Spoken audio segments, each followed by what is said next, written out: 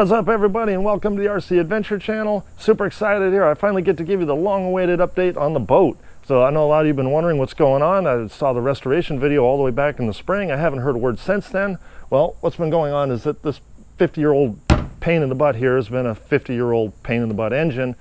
In fact, I've only had it working right for maybe 20 minutes this entire summer. And with the size of the bay out here and the way thunderstorms come out of nowhere, the last thing you want is to be out in the middle of the water with a dead engine and it starts raining buckets on you.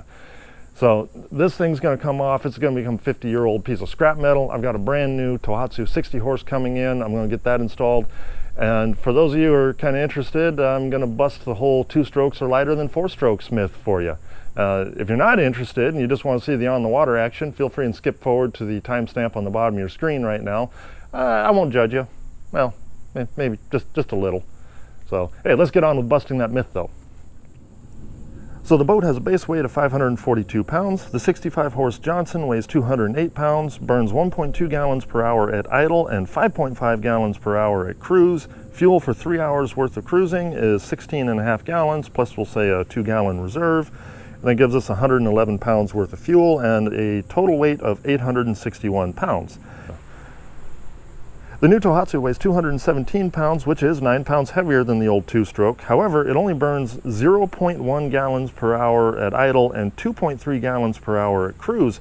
So fuel for 3 hours worth of cruising is 6.9 gallons plus, say another 2-gallon reserve. Gives us a fuel weight of 53.4 pounds and a total weight of 812.4 pounds, which is actually 48.6 pounds lighter than the old 2-stroke. Couple quick notes I want to point out. First of all, those weights don't include things like people, cargo, loose items, anchors, paddles, stuff like that. Also, this thing has about a 19-gallon tank on it, so if I tried to run around for 3 hours with this old engine, more than likely I'd end up running out of gas out in the middle of the lake. At best, I'd be coming back to the dock running on fumes, and that's just not a smart way to go. Removing the engine is a straightforward process. Just disconnect all the cables and wires going to it, then remove the 4 bolts holding it to the transom. As you lift the engine up, you can slide the steering push rod out of its housing, and then lovingly place the engine in the grass next to the boat.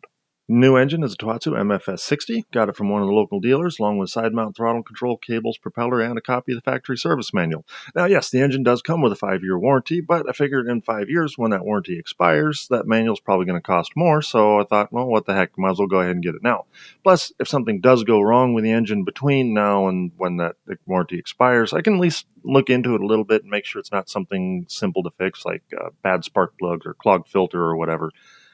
As far as the actual installation part goes, I think the hardest part of the whole thing was just getting it out of its crate and off the back of my truck, which really isn't even all that hard. It's just 4 bolts to separate it from this metal frame crate kind of thing, and then lifting it out of the back of the truck. The only problem I have, though, is that my cherry picker didn't quite get high enough, so it took a little bit of muscle to get it off of there. To attach the engine to the back of the boat, first remove the bolts and all the old sealant, then reseal the inside of the holes and the bolts, bolt heads, washers, and everything. Go crazy, use tons of sealant, make a mess. It is so much easier to come back and clean up 3M 5200 with acetone after you've got the engine bolted on than it is to have to come back several days later, remove the bolts and reseal the holes because you didn't use enough sealant.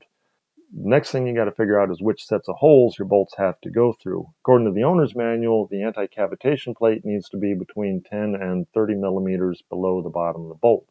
Once you got that part figured out, just slide the engine right on and tighten down the nuts. Next up, I put on the propeller. No real reason to do it in that order. It's just more convenient for me at the time. Make sure you put plenty of marine grade grease on the propeller shaft, slide it on, tighten the nut to the specified torque in the manual, and then put in a new cotter pin. Don't keep reusing cotter pins because they're just going to break off on you. And if that happens, your nut's going to come off and you're going to lose your propeller out in the middle of the lake. And I don't know about you, but that would really put a damper on my day. After that, I started getting the engine ready to accept the wiring harness, throttle, and shift cables that come from the control box. You do that by removing the fairly large white metal cover on the front right side of the engine. And then underneath that is a kind of small metal clamp-like thing for the wiring harness. It's only 2 bolts in each one, so pretty easy to do. I also made a slight change to the routing of the fuel line so that it comes out an opening on the left side rather than the right. This is how the tiller model of this engine works, and it'll work better with my boat because the fuel line runs down the left side. With the engine ready, I moved up front to the helm to start installing the throttle quadrant. This was probably the most time-consuming task of the whole process because I had to make a few changes to the wiring on the boat to accept the wiring harness from the throttle, all of which were hiding behind a panel. So to make it go a little bit faster, I brought in a couple of helpers. Unfortunately, they appeared to be union employees, and they immediately wanted to take a break. Couldn't really get them to pick up a tool or do much helpful, but they were willing to boss me around, especially the little one there. She just wanted to tell me what to do with myself the whole time, which was, look at her, pay attention to her, not what I'm doing. And 30 minutes into the job, she was demanding pay in the form of a bottle. So, oh well, cute helps better than no help at all, right? With the helm all squared away, the next step was to route both the cables and the wiring harness through the channel under the right side gunnel. Now, the wiring harness is not stiff enough to go through this channel on its own, but the cables are. So what I did was took a piece of paracord, tied it to the end of one of the cables, ran that through the channel, tied the other end of the paracord to the wiring harness, went back to the first end, which is all the way back in the stern of the boat now, and used that to pull the wiring harness through the channel. With both cables and the harness all the way in the back of the boat, now it's just a matter of hooking them up and hooking up the fuel line and getting myself ready for the first run of the engine. Speaking of running the engine for the first time, one of the things I had to do since I was going from an old two-stroke with oil mixed into the gasoline to a new four-stroke that can't have that was to drain the tank completely and put new gas in it.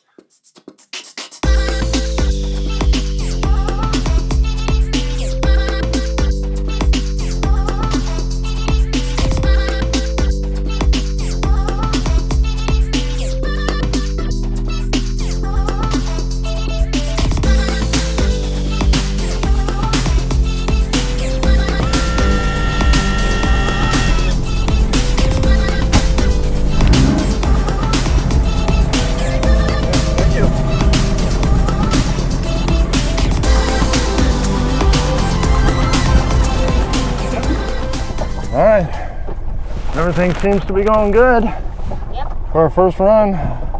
We're at idle speed only.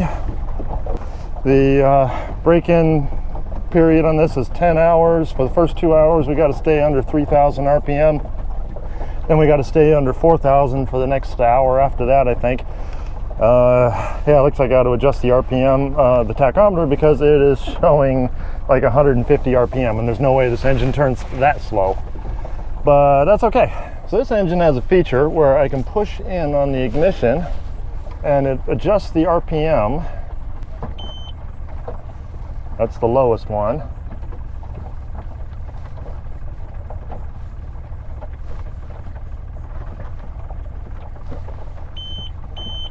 That's the highest one. And I'm barely detecting a difference in speed there, but it is pretty cool that we can adjust it. I'm going to go all the way back to the lower one. It does it in, I believe, 50 RPM increments. Single beep means you're at the lowest speed. The 2 beeps means you're at the highest speed. Yeah. Are we talking about engine speed or the speed at which I'm sweating out here? Engine speed, of course. Yeah, totally. I think we're out of the no wake zone, so we can pick up our speed a little. Quick note on propeller selection. Unless you happen to have an engineering degree and the right kind of computer software, you're probably going to be doing the trial and error method to figure out the right size prop for your boat. If you happen to know somebody with the same make and model of boat and motor as you, then you can see what they're using and use that as a starting point. The thing is, though, there's simply too many variables to just be able to say, hey, for this make and model of boat and motor, I need this size prop. Some of those variables will include things like where you use it. Are you normally at a high elevation mountain lake kind of thing, or are you normally down at sea level? How do you use the boat? Are you normally loading it down real heavy with tons of fishing gear and overnight stuff, or is it normally just you on the boat? All of that is going to have some bearing on the decision as to what size prop you use. In my case, I went with an 11.1 by 13 prop, with the idea being that if I'm off in the direction of it being a little bit too small. That way, once I've got the right size prop on there, and then say someday in the future I decide to go to some high elevation mountain lake where the engine's not producing as much power, I can switch back to the smaller propeller so that the engine will continue to run the way it's supposed to. And wake. You still see a flashing light on that camera back there, Brian? Good, that means it's still recording. Oh. All right, what do you guys think? Shall we see how she handles? Do some turns?